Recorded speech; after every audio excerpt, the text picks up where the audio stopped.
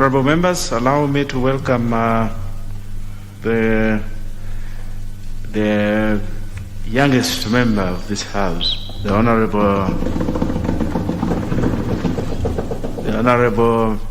John Njuguna Wanjiku, the member for Kiambaa, to make his maiden address to the House. You are most welcome to the House. Thank you. The Honorable John. Thank you, Mr. Speaker. Let me start by saying I rise to support the second viewing. Yes, the Honorable John, just keep your mask on, please. Yes, and you will not be interrupted during your speech. Thank so you. take your time. Thank you, Mr. Speaker.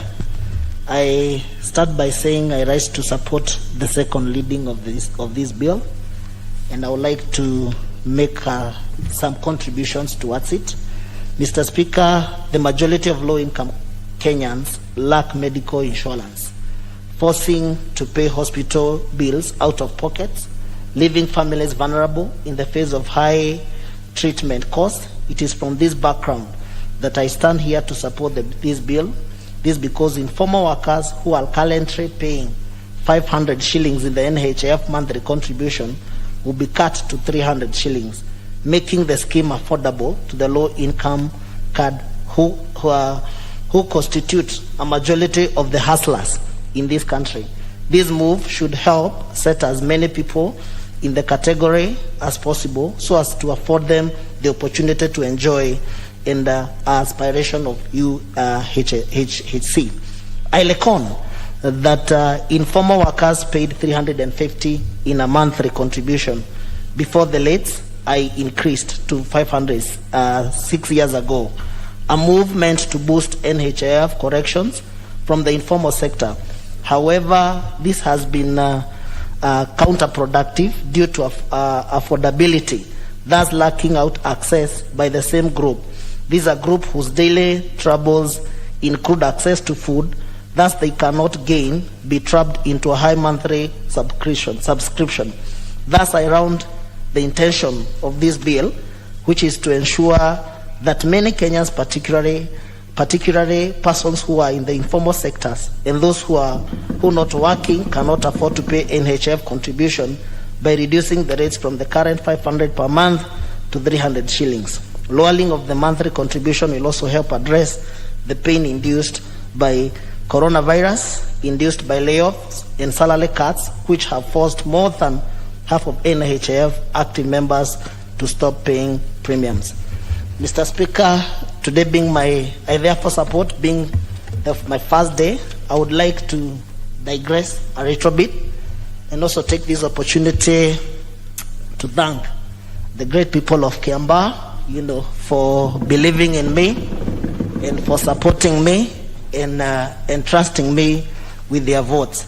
Mr. Speaker, I want to say that there are quite a number of challenges that we face during the by-election, but apart from that, I also want to take this opportunity to thank so many people, especially members from Kiambaa constituency, starting with all the way from Shianda, Karuri, to Moshada Ward, to Kihara Ward, and Dendelo.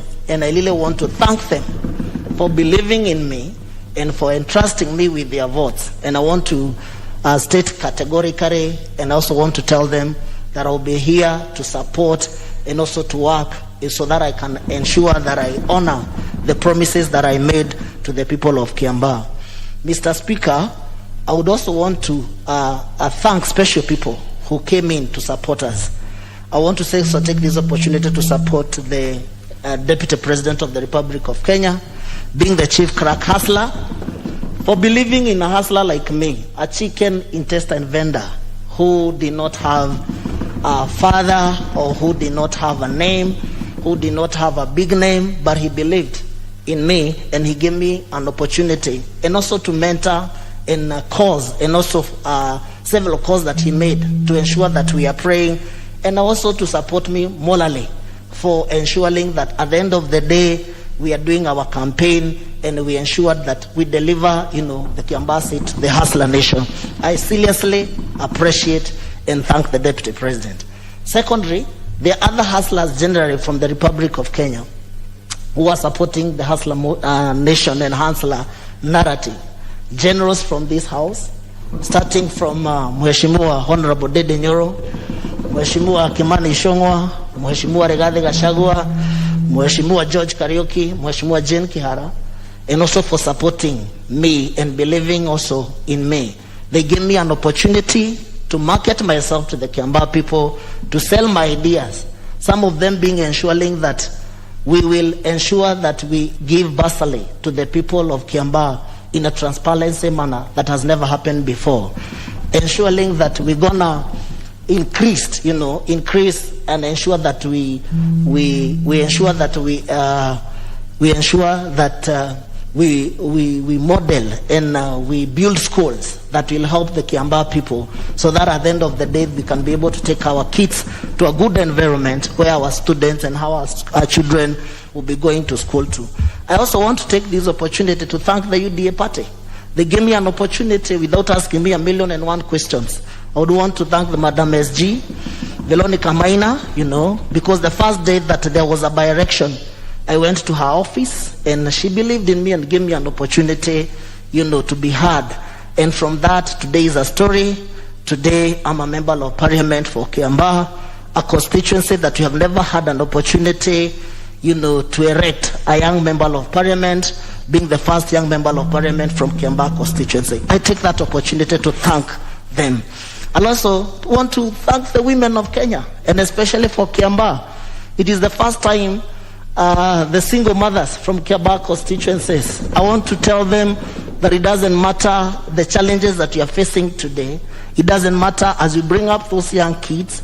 It doesn't matter who is their father. It doesn't matter where the families that they come from. But I want to encourage them that wherever they are, and this one I also want to sincerely thank even if she's not around, my late mother, Philomena Wanjiku Karanja, for believing in me also, and also giving me an opportunity, and also bringing me up in a manner that, other kids, are being brought up in. So I want to take that opportunity to thank the women of this great republic and tell them that they can still, their children, they can still make it.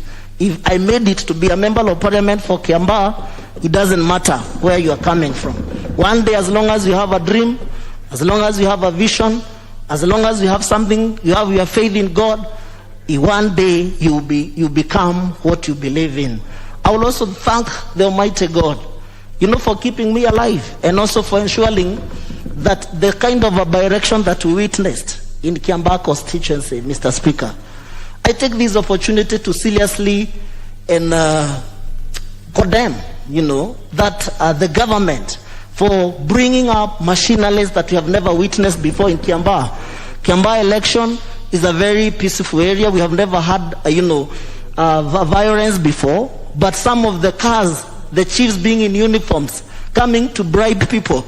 And I would like to ask the government of the Republic of Kenya, allow Kenyans to make their own decision when it comes their democratic right to elect the leaders that they want them to represent them, whether in parliament, whether in the National Assembly, whether in the Senate, or whether it is the president. Let us give the Kenyans an opportunity to democratically exercise their democratic right without influencing. And I sincerely thank the Kiambaa people, because even after all those intimidations that happened during the election day, they did not bow down to pressure. They did not bow down, to victimization. They decided and they elected me as their member of parliament with UDA ticket. I thank all the people of Kiambaa. I take this opportunity to also thank, this hustler nation in the whole Republic of Kenya. And I want to tell them, if they had any doubt that the hustler nation is Lil, I'm a good example, Mr. Speaker, that the hustler nation is Lil. I was a chicken intestine vendor. I got an opportunity. I had a dream that I never thought that maybe one day I'll be a member of parliament.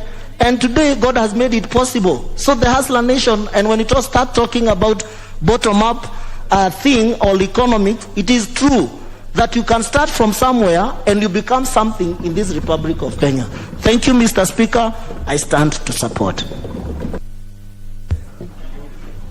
You are most welcome to the House, the Honorable Wanjiku. And thank you for believing in the beauty of your dreams. And I wish you well. I also wish the people of Kiambaa well as you lead them. May God bless you.